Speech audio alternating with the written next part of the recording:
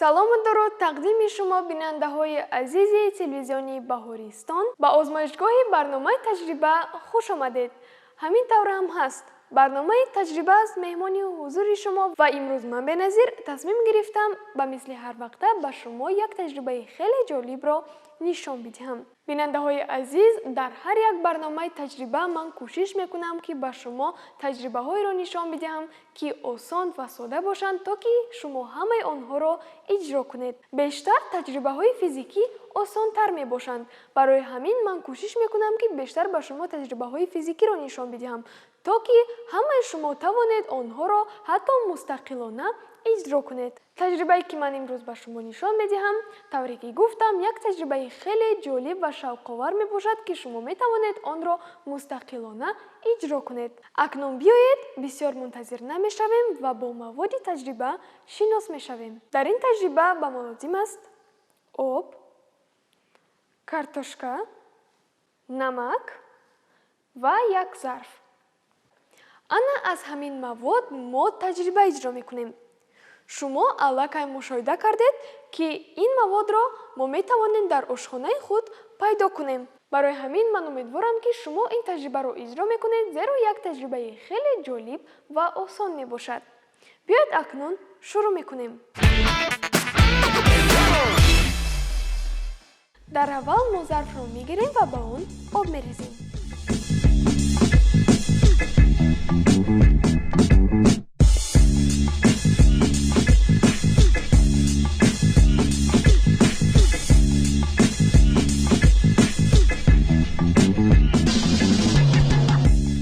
ана ҳамин қадараш кофист.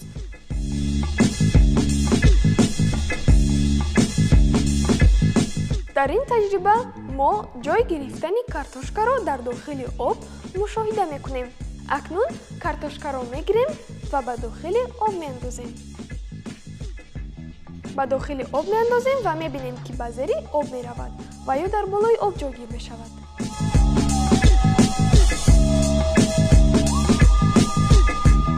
мо мебинем ки картошка ба зери об рафт. биёед як бори дигар картошкаро як бори дигар гирифта ба об меандозем.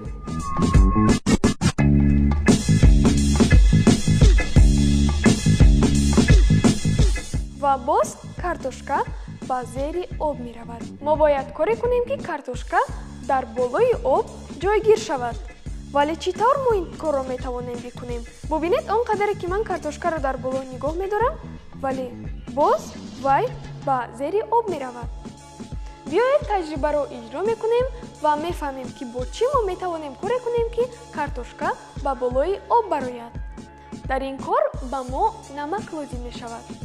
намакро мегирем ва ба об мерезем. картошкаро дар аввал аз об мегирем.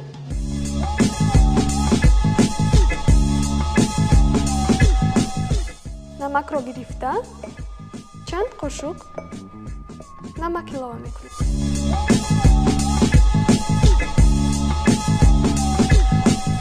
онро хуб омехта мекунем.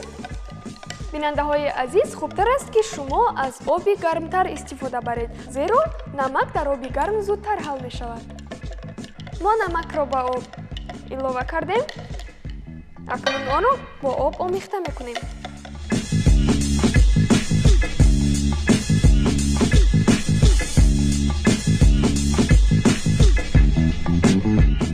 биёед як бори дигар картошкаро ба намакоб меандозем ва мебинем ки картошка ба зери об меравад ва ё дар болои об ҷойгир мешавад.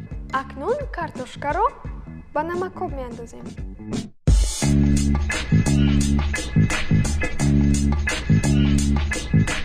бубинед бинандаҳои азиз, дар намакоб картошка дар болои об мемонад. биёед акнун онро ба поён тела медиҳем. ки ба поён меравад ё не?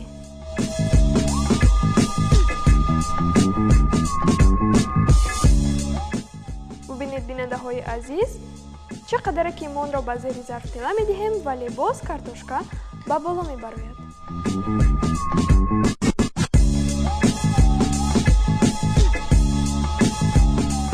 дидед бинанда бинандаҳои азиз, танҳо бо намак мо тавонистем картошкае ки дар оби соф дар зери об мемонд, мо тавонистем бо намак коре кунем ки вай ба боло барояд. Вале тамошобинони азиз, шумо мумкин фикр мекунед ки дар пӯсти картошка чизе аст ки намегузорад ки вай ба зери об равад. Биёед акнун бо картошкае ки мо аз пӯсташ ҷудо кардем ин таҷрибаро иҷро мекунем ва мебинем ки вай ба зери зард меравад ё ба болои об мебарояд.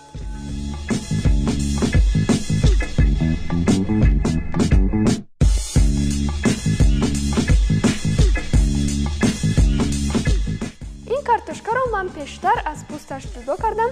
Акнун онро ба об мегузорем.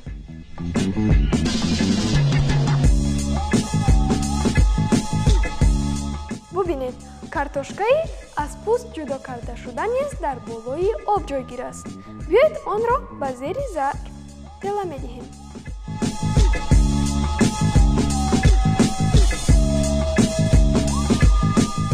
чӣ қадаре ки мо онро ба поён тела медиҳем, вале картошка боз ба боло мебарояд. дидед чӣ хел таҷрибаи ҷолиб аст.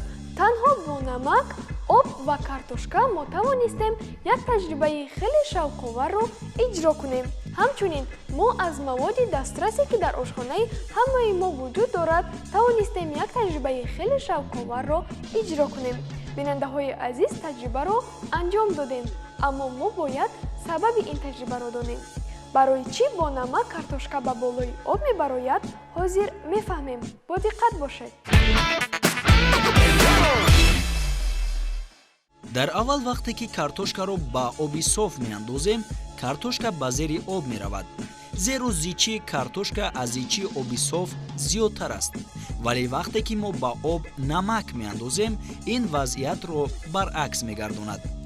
яъне зичии намакоб аз зичии картошка зиёдтар мешавад ва онро ба боло тела медиҳад. барои ҳамин картошка ба болои об мебарояд. ин таҷрибаро мо метавонем бо дигар маҳсулотҳо низ иҷро намоем. зеро агар зичии онҳо аз оби соф зиёдтар бошад, аз намакоб камтар аст ва онҳо ба болои об мебароянд. ана сабаби ин таҷрибаро низ фаҳмидем. шумо метавонед ин таҷрибаи сода ва хеле шавқоварро аввал худ иҷро кунед ва баъд онро ба дӯстону рафиқонатон ва ҳатто муаллимонатон нишон бидиҳед. онҳо хеле хурсанд мешаванд ки шумо таҷрибаҳоро иҷро мекунед, зеро иҷрои таҷрибаҳо дониши шуморо комилтар месозад ва завқу шавқи шуморо ба омӯхтани илмҳои дақиқ бештар мекунад. акнун ман низ бо шумо хайру хуш мекунам. то барномаи дигари таҷриба хуш бошед.